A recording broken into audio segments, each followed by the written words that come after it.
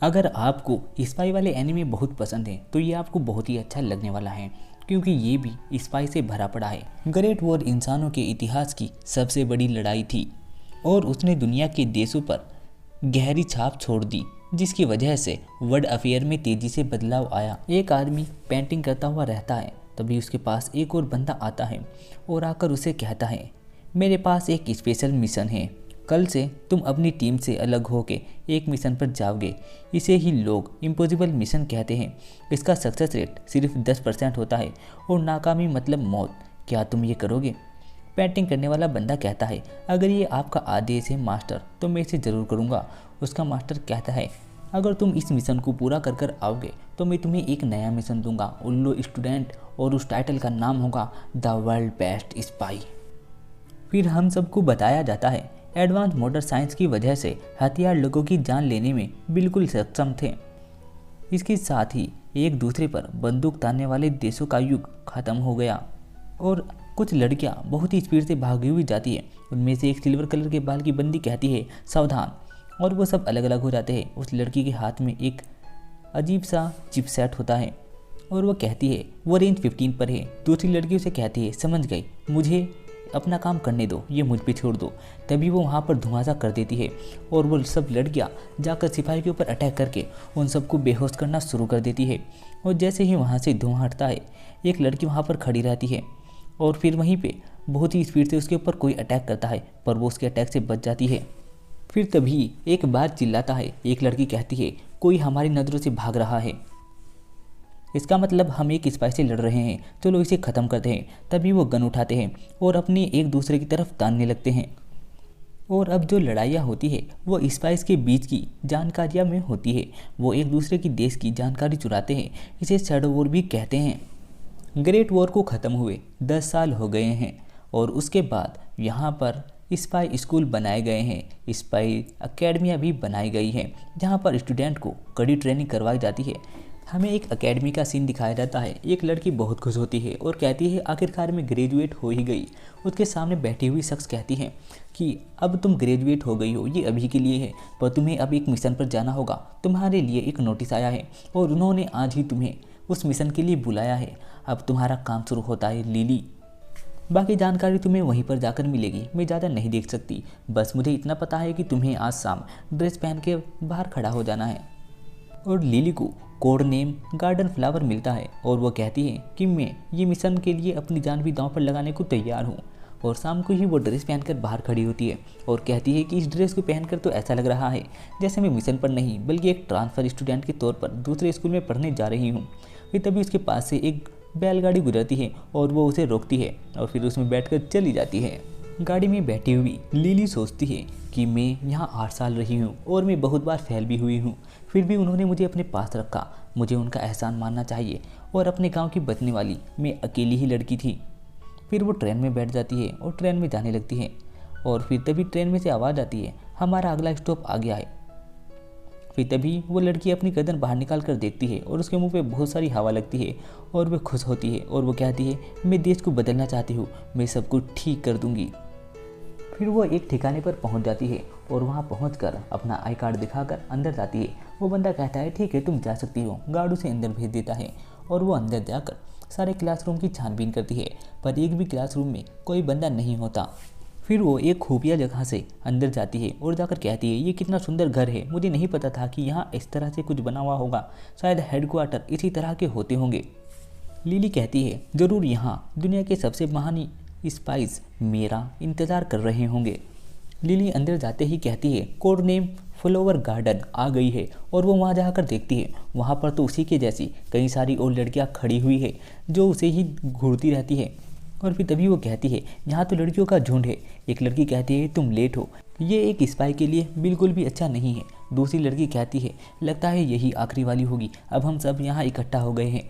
तभी वो लड़की जाकर कहती है, हे सिल्वर बाल वाली, क्या तुम्हें पहले से कुछ एक्सपीरियंस है स्पाई के बारे में? वो लड़की कहती है, नहीं यार, मुझे तो कुछ भी एक्सपीरियंस नहीं है। असल में मेरी आज ही ग्रेजुएशन पूरी हुई थी और मैं पढ़ने लिखने में भी इतनी अच्छी नहीं हूँ। तभी वो दूसरी लड़की कहती है, चलो ठीक है। उनके ऊपर से आवाज़ आती है, शानदार। उनमें से एक लड़की ऊपर देखकर कहती है, अब ये कौन है, लड़का या लड़की? मैं तो कन्फ्यूज़ हूँ। वो आदमी कहता है, मैं क्लोस हूँ, तुम्हारी टीम का बॉस, तुम्हारी टीम का नाम लैम्पलाइट होगा और हम 1 महीने के बाद एक इम्पॉसिबल मिशन करने वाले हैं और तुम सब उसमें मेरा साथ दोगी। तुम 7 और 1 में हम सबसे ये एक टीम बनती है। आज से 1 महीने के बाद हम एक इम्पॉसिबल मिशन करने वाले हैं। ट्रेनिंग कल से शुरू होगी। आज के लिए तुम लोग एक दूसरे को जान लो। तभी वो लड़की आपस में कहती है, ये आदमी क्या बकवास सोच रहा है, मेरा मतलब भला कौन स्टूडेंट को इकट्ठा करेगा एक इम्पॉसिबल मिशन के लिए। क्लोज के जाने के बाद ऊपर से एक चिट्ठी गिरती है। लाल बाल वाली लड़की उस चिट्ठी को उठाकर कहती है, वो हमारे लिए कुछ छोड़कर गए हैं और उसमें लिखा हुआ होता है कि आज से ये जगह तुम्हारी है, तुम इसे जिस तरह चाहे यूज़ कर सकते हो पर इन रूल के अंदर रहकर। और ये सुनकर वो सब लड़कियां खुश हो जाती है और कहती है, हे मतलब इतनी सारी बड़ी जगह हमारी है, हमें अलग अलग कमरा भी मिलेगा। हे चलो ठीक है, इसे देखना शुरू करते हैं और पहले शुरू करेंगे डिनर से। डिनर करते हुए उनमें से एक लड़की बोलती है, क्या इत्तेफाक है, हम सब अलग अलग अकेडमी से हैं, क्या ये थोड़ा सा अजीब नहीं लगता। दूसरी लड़की कहती है, दरअसल ये इत्तेफाक नहीं है। तीसरी लड़की कहती है, हाँ मुझे भी लगता है कि ये कोई साजिश है। चौथी लड़की कहती है, ये एक चीज़ जो हम सब में कॉमन है और वो ये है कि हम सब बिल्कुल बेकार हैं। तीसरी लड़की कहती है, यहाँ उन लोगों के निशान भी हैं जो यहाँ पहले रहते थे। तभी सिल्वर बाल वाली लड़की लिली आकर कहती है कि हे तुम्हें ये अट्रैक्टिव नहीं लगता, तुम्हें ये थोड़ा मज़ेदार नहीं लगता। फिर दूसरी लड़की कहती है कि इसका मतलब तुम जानते हो इम्पॉसिबल मिशन, इसका मतलब है इसमें 90% चांस होते हैं फेल होने के और पास होने के सिर्फ 10% और फेल का मतलब मौत।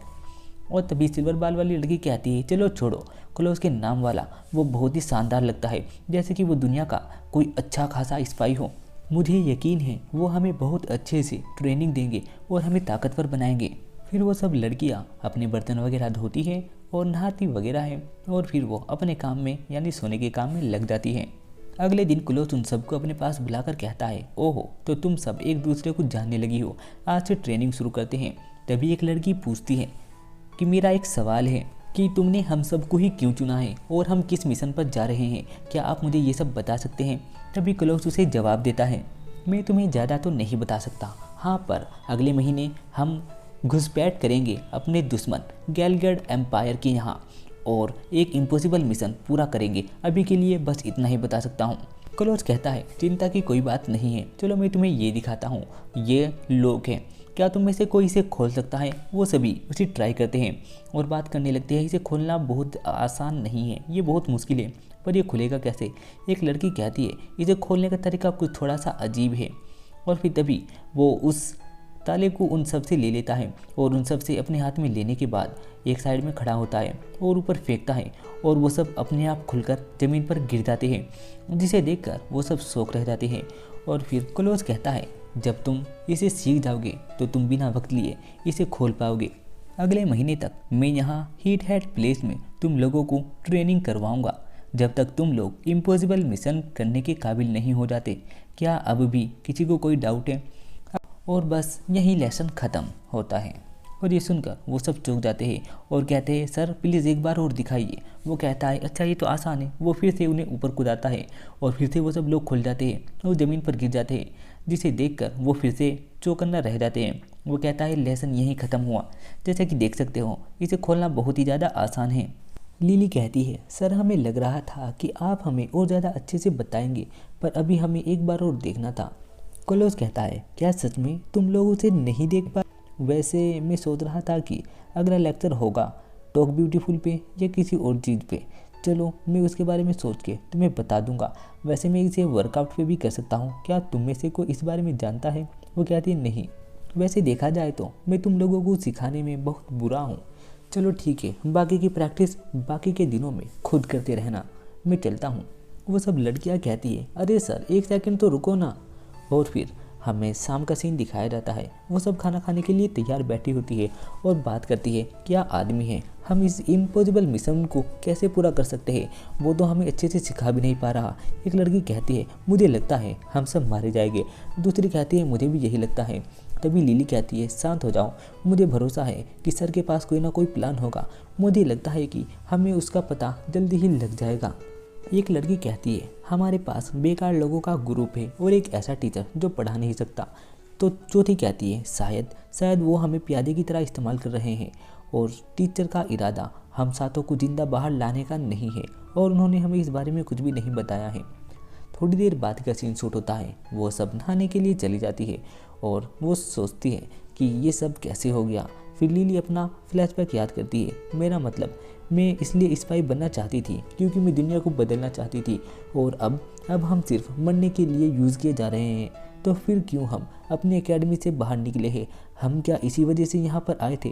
हमने इतनी मेहनत क्या बेफालतू में की थी? हमारे सपनों का क्या कोई मोल नहीं है और हम सब ऐसे ही मर जाएंगे? फिर वो अपनी तिजोरी खोलती है और उसमें से कुछ सामान उठाती है और कहती है मैं हूँ कोड फ्लोवर और अब समय है इन सब चीज़ों से बाहर निकलने का। फिर तभी लिली क्लोज के पास जाती है और क्लोज कहता है कि तुम क्या करना चाहती हो? वो कहती है बस कुछ नहीं, मैं तो आपसे ऐसे ही मिलने आई। वो कहता है कि मैं तो अपने अगले लेसन का तरीका ढूंढ रहा था। वो कहते हैं पर आप तो सिर्फ पेंटिंग कर रहे हैं। और फिर वो नीचे लिखा हुआ देखती है, वहाँ पर लेसन लिखा हुआ होता है और फिर वो कहती है इसका टाइटल फैमिली है और यहाँ पर बहुत सारी किताबें भी रखी है। और फिर वो उनसे पूछती है सर आप तो इसे बहुत गंभीरता से ले रहे हैं, क्या आपको कोई आइडिया आया?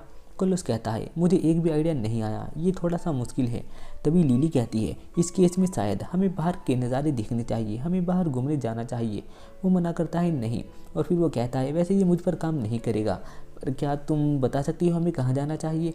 लिली उसे कहती है मैंने आसपास की मशहूर जगह की एक लिस्ट बनाई है, आप इसे देख लीजिए। और फिर वो क्लोज उस पेपर को ले लेता है और कहता है मैं इसे देख लूँगा और फिर हम कहीं चलते हैं। चलो कल एक छोटा सा ब्रेक लेते हैं। अगले दिन का सीन शूट होता है। वो घूमने के लिए चले जाते हैं और वो एक मैपला लेन नाम की एक जगह पर आते हैं। क्लोज उससे पूछता है बाकी सब नहीं आए? लिली उसे मना करती है कि नहीं, बाकी सब ने आने से मना कर दिया, इसलिए बस मैं अकेली ही आ गई हूँ।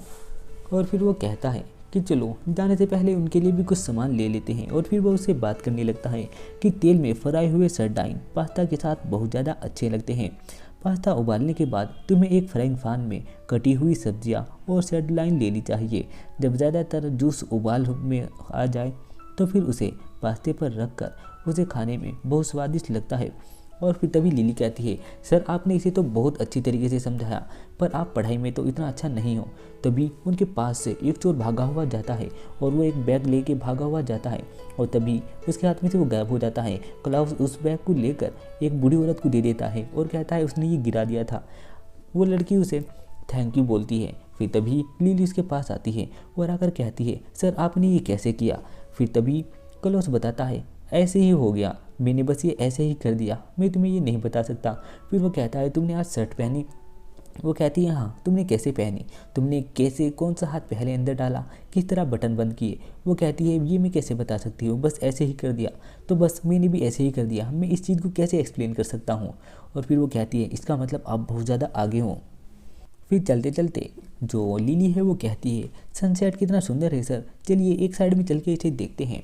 फिर क्लाउस उसे एक जगह ले जाता है और कहता है ये यहाँ की सबसे मशहूर जगह है, यहाँ पर बहुत सारे लोग भीड़ में घूमने के लिए आते हैं और सनसेट देखते हैं और इससे भी ज़्यादा अच्छा नज़ारा समुद्र के बीच से दिखता है। क्लाउस कहता है यहाँ इतनी भीड़ रहती है कि सारी की सारी बोट बुक हो गई होगी। तभी लिली की नज़र एक साइड में पड़ी हुई बोट पर पड़ती है और फिर वो कहती है यहाँ तो एक बोट है, चलिए सर चलते हैं। लेकिन क्लोज कहता है रुको, पहले एक मर्द को उतरना चाहिए और फिर उसे हाथ देकर लड़की को बुलाना चाहिए। और फिर वो ऐसा ही करता है, पहले खुद उतरता है और फिर उसे बुलाता है। फिर वो दोनों बीच में जाकर देखते हैं और कहते हैं कितना सुंदर नज़ारा है, ये तो बहुत बढ़िया है। क्लोज कहता है इस नज़ारे को कभी मत भूलना, तुम्हें पता है यहाँ पर हज़ारों की तादाद में बहुत सारे बंदे आते हैं, लेकिन किसी इंसान ने एक दिन यहाँ पर एक बम लगा दिया था जिसकी वजह से काफ़ी लोग मारे गए, उन सब की फैमिली और वो बहुत सारे लोग यहाँ पर ख़त्म हो गए थे। वो दूसरे देश के एजेंट थे जो हमारे पॉलिटिशियन को यहाँ मारने के लिए आए थे और जिन्होंने उन्हें पकड़कर इस प्लान पर रोक लगा दी। लिली कहती है जिन्हें उन्हें पकड़ा वो हमारे देश के स्पाई हो गए। वो कहता है हाँ, वो हमारे देश के बहुत ही बहादुर स्पाई थे। फिर क्लोज कहता है जो भी लोगों के चेहरे पर मुस्कुराहट ला सकता है और इस देश में शांति ला सकता है वो हम जैसे स्पाई है और ये बात कभी मत भूलना। लिली कहती है तो क्या मुझे एक ऐसे मिशन के चक्कर में मर जाना चाहिए जिसका मतलब सिर्फ मौत है? आपने इसलिए हम जैसे बेकार लोगों को इकट्ठा किया है ताकि आप प्यादे की तरह हम सब का इस्तेमाल कर सकें।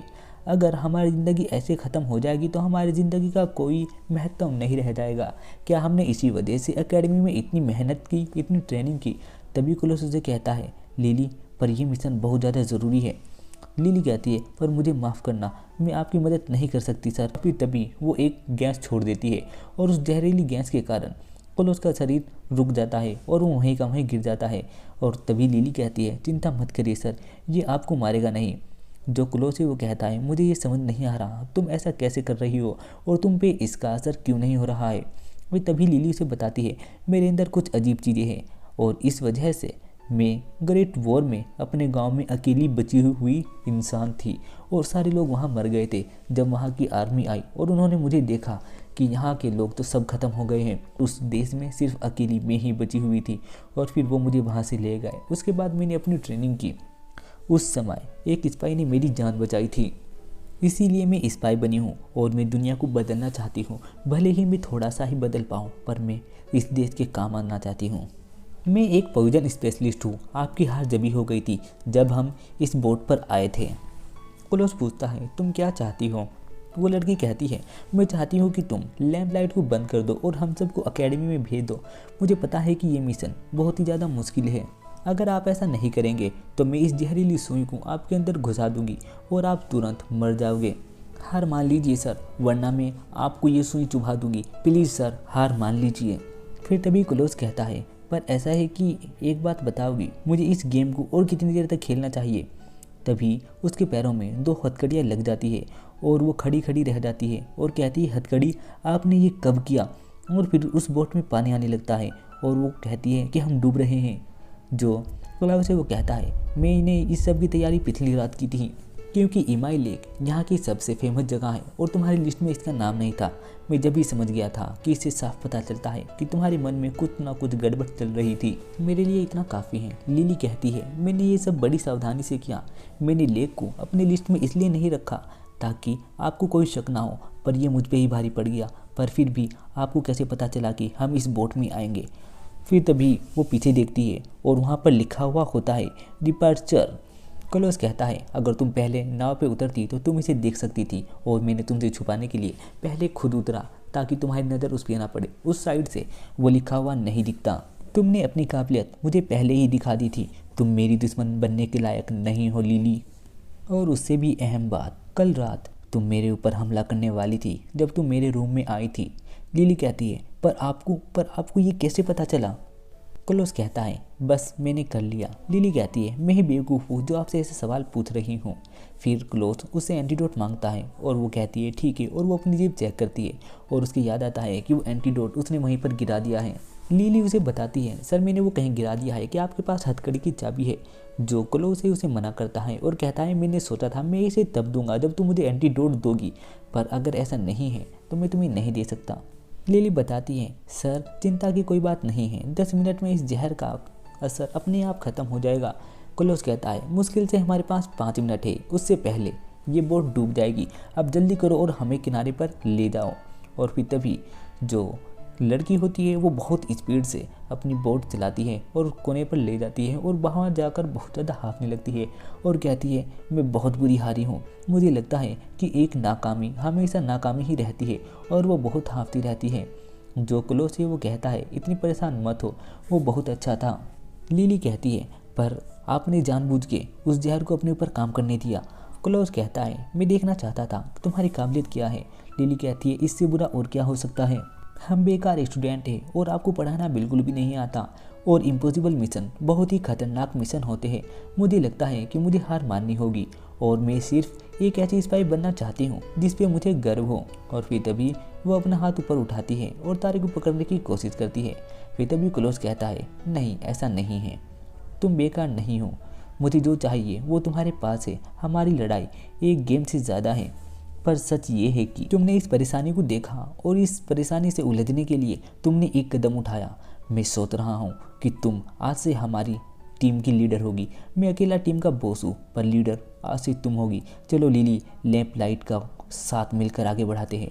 और ये सुनकर जो लिली है वो चौंक जाती है। लिली कहती है सुनने में तो ये बहुत ही अच्छा लगता है पर असलियत तो ये है आप अभी भी हमें पढ़ा नहीं सकते, अब इसका क्या होगा। वो कहता है दरअसल मैंने दिक्कत हल कर ली है, मैंने पढ़ाने का एक नया तरीका खोज लिया है। फ्लावर गार्डन लिली चलो अब शुरू करते हैं। फिर अगले दिन क्लोज उन सबको एक साथ इकट्ठा करता है और उन सबको बताता है कि असल में मैं तुम सब लोगों से माफ़ी चाहता हूँ। और ये सुनकर वो सब लड़कियाँ कहती है हमें यकीन नहीं होता हमें ये सुनने को मिलेगा। क्लॉज कहता है मेरे खराब पढ़ाने की वजह से टीम में एक गलतफहमी पैदा हो गई थी। तुम में से कोई भी नहीं मरेगा, तुम में से सब लोग जिएंगे और हम इम्पॉसिबल मिशन पूरा भी करेंगे और सब जिंदे वापस आएंगे। इसलिए मैं अपने हाथों से इस ग्रुप में इतने शानदार लोगों को इकट्ठा कर रहा हूँ। तभी एक लड़की बोलती है और कहती है पर मैंने सुना है इम्पॉसिबल मिशन में 90% लोग मर जाते हैं और चाहे वो फर्स्ट रेट स्पाई ही क्यों ना हो। क्लोज कहता है मैं कोई छोटा मोटा फर्स्ट रेट स्पाई नहीं हूँ, मैं हूँ the greatest spy in the world. और ये सुनकर वो सब चौंक जाते हैं और वो कहता है अगर हम सब साथ होंगे तो ये इम्पॉसिबल मिशन बच्चों का खेल होगा। फिर वो बात करते हैं greatest spy in the world, ये बच्चों जैसा लगता है पर ये कमाल का है। फिर तभी लिली कहती है चिंता मत करो, मुझे सर पर भरोसा है, टीचर लैंप लाइट को बहुत आगे तक ले जाएंगे, मुझे सर पर पूरा यकीन है, तुम्हारी टीम लीडर होने के नाते मैं गारंटी लेती हूँ। और ये सुनकर वो सब चौंक जाते हैं। और फिर क्लोज कहता है मैंने पहले ही तुम्हारी स्किल को अच्छा करने का तरीका पता लगा लिया है। और वो कहता है हराओ मुझे, तुम कुछ भी करके मुझे हराओ और ये हमारा पहला कदम एक स्पाई के तौर पर है और तुम जो तरीका चाहो मुझके ऊपर इस्तेमाल कर सकती हो। और फिर यह वाला एपिसोड यहीं पर ख़त्म हो जाता है। उम्मीद करता हूँ आपके वाला एपिसोड पसंद आया होगा और आगे के आने वाले एपिसोड इतने ज़्यादा मस्त होने वाले हैं कि आपकी सोच से बहुत ज़्यादा परे होंगे। इसी प्रकार के एपिसोड देखने के लिए हमारे चैनल को सब्सक्राइब करना ना भूलें।